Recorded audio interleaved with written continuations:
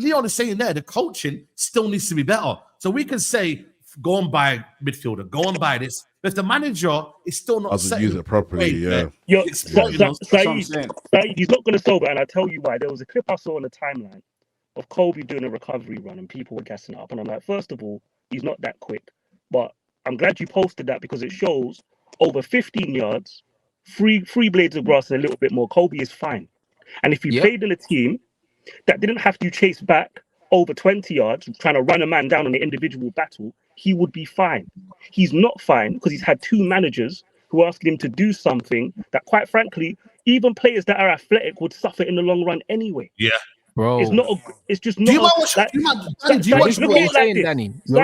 it like this. The one manager we've seen win a league title with athletic midfielders, he had 3 of them. Jurgen Klopp's idea, he said, I need 3 guys who are athletic. Not 1, not 3. Yeah. 3, my brother. You might cut it out. You might cut it out a little bit. My bad. So people have to understand the margin for error. What Ruben wants to do, though, is just. Can I say something, by the way? Yeah. Look at the way in midfield. Look at 1 second, Ruben. Look at the way Glasner interprets his midfield too, man. Wharton and my man, they're together like this. They're never separated apart. They're both good on the ball. They both know the principles of how you play in the system. So sometimes it's not about the quality of the player because nobody's taking that player that plays alongside Wharton in the midfield. They're not. But he does everything the manager asks him to. You see what I'm saying, man? So end of the day, you need to have players that complement each other, but also know and understand how you're going to play and want to keep the ball, want to do what the manager wants to ask. But fundamentally, the manager's asking them nothing. Right now, it's open. It's whatever the players want to do, really, because I don't see specific instructions of what the manager wants from these players. I don't. Saeed, what you said about Wharton's not actually true. I see Wharton. Let's be honest. No, but I've seen him isolated and But the difference is, you see good football teams. You know, when one player gets caught out, I don't mean Man United fans seem to think one mistake should lead to a goal. If you watch good teams, they recover from mistakes all the time. Yeah, bro, that's the largest point. Bro, Danny, what I was saying, the Grimsby game, bro. I counted, I think it's the Grimsby game. We lost the ball on the halfway line, bro. 3 passes, they were in our box. Yeah, that ain't got nothing to do with personnel, bro. They got nothing to do with personnel. And it's got nothing to do with not having legs in midfield. Belaber's a similar profile of midfielder to Fred. He's not a 6. He's a box-to-box all-action player. He's just stronger and better technically, but he's a similar profile. He's actually not the profile of player that makes us play better football, bro. He's not.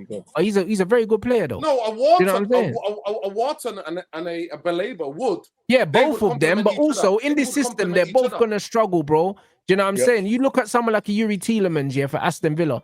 He ain't mobile. When man talk about Kobe, do you know what I mean? And Kobe can play in that Villa midfield with Unai Emery because he knows how to set up a fucking mid-block, bro. Someone asked me the other day, this is a good one. Yo, is Kobe, so Liverpool play with a 2 right, Rants? 4-2-3-1 most weeks, Gravenberch he's athletic. Who's the double pivot? Is it McAllister? You're telling me Kobe Mainoo's less athletic than McAllister?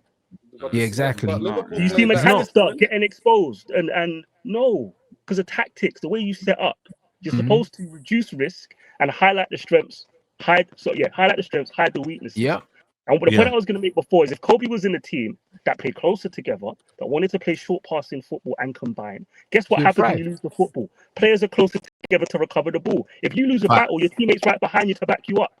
Yeah. But we've had 2 managers back to back who want people to win 1v1 battles. If that's what you want to go hire Eddie Howe, at least he can ID the talent. And you have the player profiles to do what you're saying though. Like you're comparing Liverpool, you're comparing the system, which I agree with you. Like if you had the correct player profiles, you would have the protection, right? But then if you look around, that's not what we're saying. That's not what we said. No, I'm saying for Kobe Mainoo looking. No, but that's not what we said. That's not what we said.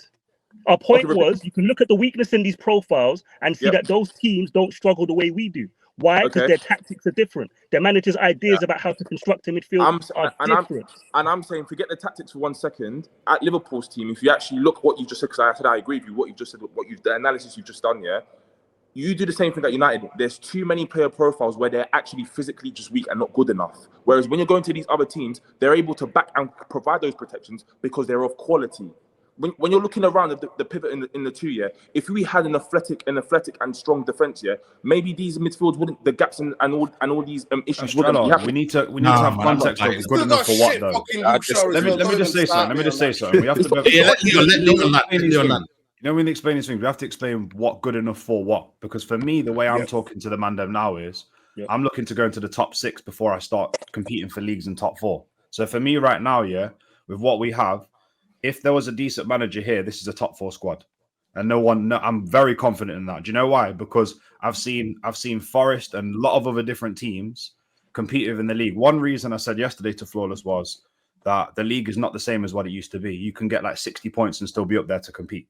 The second reason being is with consistency, the players would have confidence within a system and they would know that plan A is good enough or plan B and C are there available. At the moment, we've got a guy who's delusional to think that his plan A is good within the league. His plan A is not working. Guys, we can just hold our hands up sometimes and just say it doesn't work. It's just not working. His system and the way he plays, it just does not work in this league. It's not working. You understand? So that's where I'm at. But Australia, how many systems you want to try? How many systems you try?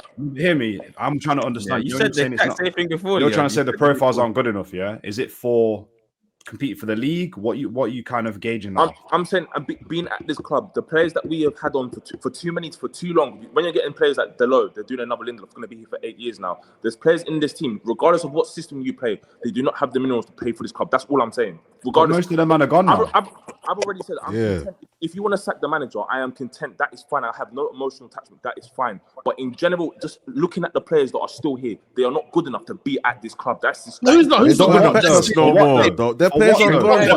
I'll be real. We can't keep doing that. Yeah, they're all gone. You're right. This is what I do now for people that say that. I want to know what he's talking about. Is he talking about this level here, this stage here? Like what? But Leon, they're always talking about being number one. They're always talking about being number one, right? Nobody's trying to be number one this season. Nobody. Right. Exactly. Nobody's trying to be number one this season. You look at a club like Chelsea. Is Gusto really that much better than Dalot? Not really. I rated him before he came to the Premier League. Yes, he's been disappointed. Gusto started well, but bro. No. He's been disappointed. I rate Gusto. I think Gusto's better still. I rate Gusto. His form's not great, but I think he's a better player. Rhino. I knew Nurjan would be upset at this one. Gusto can't cross as well, bro. He can't defend. Yo, Rhino, is the distance between Gusto and Dalot huge? That's not what you asked. The way I rate Gusto, I'm the wrong person to ask because I rate Gusto. And he's correct. I'm lying now, man. I rate Gusto in it, so you can't ask me that question. I rate Gusto. All right, cool. Chelsea centre backs. No, do you rate their centre backs? No, we got better centre backs than them. I think they're good. I don't rate them. I don't rate any of their centre backs apart from the one crook. I think some of them are good, but they're not world class. And Nuruddin, all they had was a better midfield and Jackson who starts the season well and Palmer who's Palmer. That's it. The rest of the team, lots of weaknesses. So I'm sick of people making out the standard to finish 3rd to 6th. That little range there is high. It's not a high standard. You can have multiple flaws in your team. When you finish 15th and you still think the same plan it is. 1 second, Nuruddin. You can have average players that you do not rate. Like Chelsea fans, I don't rate most of their players other than their midfield and a few others. Yeah, and you can still compete in that range. That's Leon's point. This idea that this team is so bad that it can't knock on the door of top 4. Maybe if we don't finish there, fine. If you don't think we're certified top 4, I get that. But to say we can't knock on the door in the season, maybe finish 5th to 6th with this squad, I'm sorry, you're making too many excuses for this coach. One second, let me get Zeno come in a second as well. Yeah, so obviously I feel like there's offensively and defensively there's no combination play, let alone we're so wide. We're not compact at all defensively. Now, if you look at Palace and Glasner, you look at that performance against Villa, they play a 3-4-3. Even defensively, you see Sarr and I don't know who that number 18 was. Is it Kamara? They tuck in right in front of Hughes and Wharton. So they're condensing the space. We don't do that. There's 2-3 passes and you're in against United. Yeah. And it's not just like that with Amorim. It was like that at Ten Hag. It's not changing, bro. It's not changing. And it has nothing to do with the player profile. And you look at Tielemans and them, man, last season, running midfields. Bro, man was running midfields walking. Wharton's not that mobile. No. Hughes isn't that mobile either. Oh, Fulham as well, bro. They had Andreas Pereira. Yeah, but technically on the ball, they're much better as well. United, there's no Fulham play a plays mid-block in as well. midfield. That's why I'm using Fulham. They play a 4-4-2 mid-block. And they had Andreas Pereira in there dictating. So man can't tell me about players, bruv. But even look at someone like Sander Berg on the ball. Them players make your team feel comfortable. Yeah, he's as a well. I disagree with you, you know. I disagree with you. Amorim's actually made that adjustment, for back three to squeeze closer to the midfield. But look what Fulham did to score that goal. There's another like one thing that Amorim wants his centre backs to do is to step out. Yeah. And we're going man for man. And I've spoken about this. What happens is teams will draw your centre backs out and go in behind. Go back and look at that Fulham goal. Ugarte is where the centre back should be. Dalot is in the right wing position pressing, and our two centre backs end up at right back together. So even when they're close together, because they go man for man, the centre backs get drawn out. Texino. This is why I don't rate this manager. But Smith Rowe passes two runners though. He passes the midfield. Texino, the point is, I've seen this manager make the centre backs get more compact, but he still has instructions. Think about it. If you want your players to be compact like this, you don't go man for man, do you, Texino? You want them to stay there, right? Yeah. So are we now saying it's the players though? But no, you want them to stay there, but he instructs his centre backs to go man for man. So even if you condense that space, they start following people. They've left that space. That's why I don't rate this coach. I've seen him actually solve an issue, but create another issue with his instructions. That's but his man for man pass. Yeah, but his man for man marking is still not condensing the spaces, bro. Do you get? We don't even anticipate passes coming through certain areas. But even if you do, even if you do, it's stupid. Do you know what I'm saying? Because like Danny's saying, how you set up defenses is about having multiple lines in it. It's just like bulletproof glass, bruv. The reason why it's bulletproof is because there's multiple layers in it, so it's harder to penetrate. When you jump, there's less fucking defensive lines when you've got man leaving this line and bringing this line forward. Do you know what I'm saying? So it doesn't make sense. There's no way your midfield should be behind your defense. There's a reason why they're defenders, because they're better at defending.